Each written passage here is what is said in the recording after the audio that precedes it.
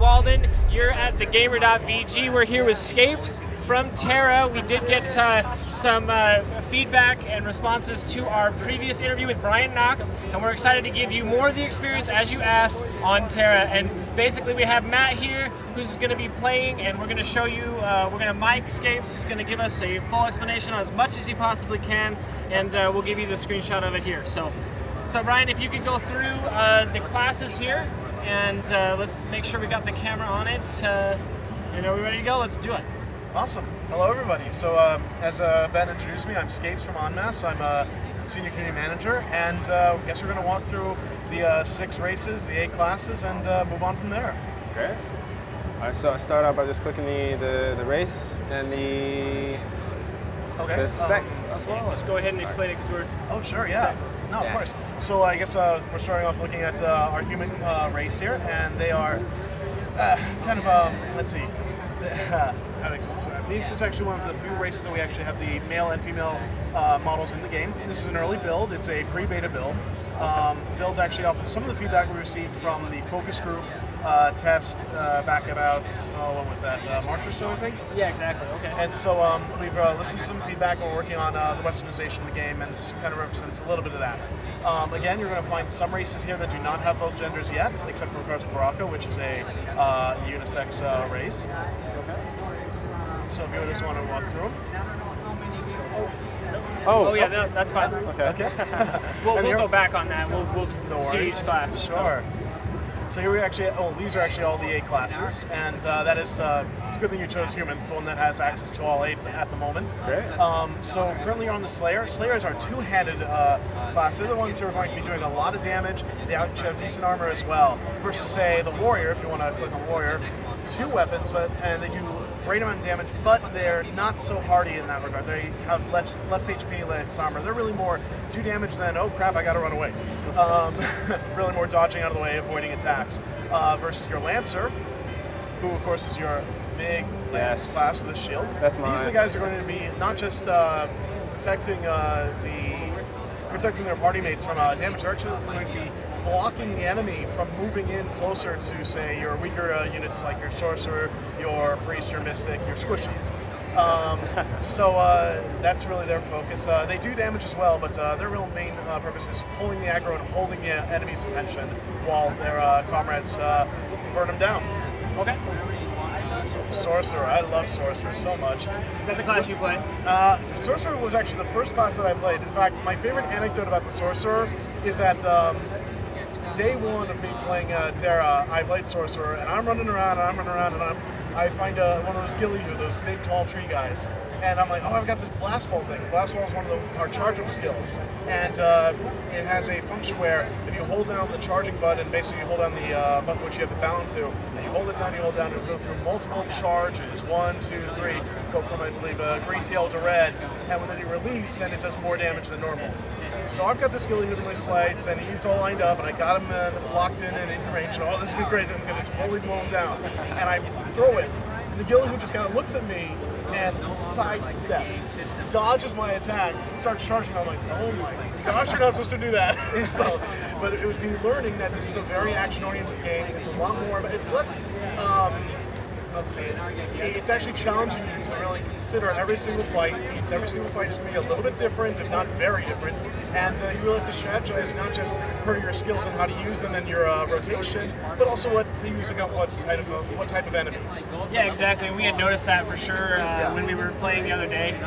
We had done that charge-up attack, and but I actually hit him for 5,000 damage. It was really nice, but yeah, I totally understand where you're going for there. So. Yeah, absolutely. So moving right along, and again, Sorcerer is one of those who are going to do great range damage, but once they get in close, you're going to want to run them away from any damage. Archer class, again, one of our ranged, good for your damage, not so good when facing toe-to-toe with enemies. So what they have are actually abilities to make sure that they can restore the distance between them and their targets. Priests, the healers of the game, in combination with the Mystics, who are kind of more your buff and debuff class. But the Priests are interesting in that we have we've had many questions asked about our healer class with regards to, well, wait a second, if you don't have targeting, how am I going to, make sure that my sorceress is up, my berserker's up, and, wait, I gotta run back and make sure my archer from the distance is okay. Well, you're going to be running around as a priest. Our priests have great legs. They're going to be running around and making sure that they actually aren't just standing around as a pivot point, a turret of healing. No, nothing like that. You will be focusing on where you are located, just like every other class in the game. Essentially, priests will lay down area of effect heals, and you'll actually see them on the ground. They're big glowy circles, some are small, some are larger. Of course, it scales the effectiveness rather of the spell, and you'll see actually in the release, the video we'll be releasing of the press demo, how Sam Kim was actually our producer, was running around being our healer there. And you'll see him running around, it's like, oh no, the warrior's down. Okay, we got to kill this guy. He's running around just as much as everybody else. Yeah, and our crew actually lost the healer, so. There you go, yeah. Oh no, and you can see how it actually really makes for a much more dynamic experience. Like, wait a second, the priest isn't just like all the way at the back. Right. He's not raid walled, he's not all the way at the back just chilling.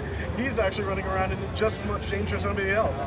And actually, yours was the one where it was you guys were burning him down, your priest dropped, and then it was just like, okay, we gotta really be careful about what we do now. That's Because right. you're like, it's slivers of hell. Yeah, I saw burn that him one. down, That was a great fight. So priest is a lot of fun, and it's going to really make people who are traditional healers really think about new ways of playing their favorite class. The Mystic. Now, the Mystic is a combination of a little bit of damage, a little bit of buff, a little bit of debuff, and unfortunately his hands aren't really rendering at the moment, but that's just temporary. So again, this is going to be one of your clothies. They're going to be a little squishy, and you're going to have to take care of them, but for good reason, because they're going to make all your other party members that much more effective. Okay, let's go back and take a look at each of the races as well. Sure. And go through, yeah, exactly. Sure. So we already saw humans, so the Castanic.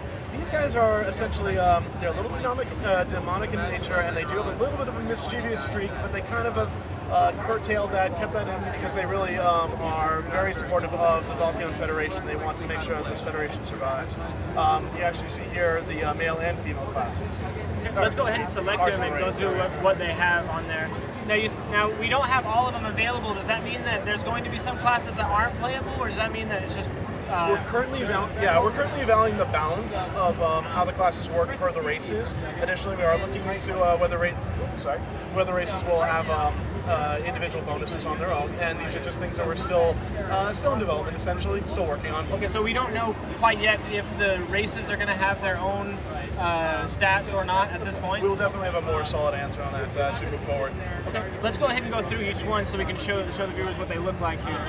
Yeah, I love how he's rocking the leopard print. It's good stuff. So here's our well, actually, yeah, we've already gone through the classes. Yeah, no problem. Sure thing. So as you can see, the armors all look a little bit different. This is sort of representing your, as you'll progress, sort of mid-level. Okay, got it. And then I'm assuming that each armor, there's different grades. You have like heavy, medium, light.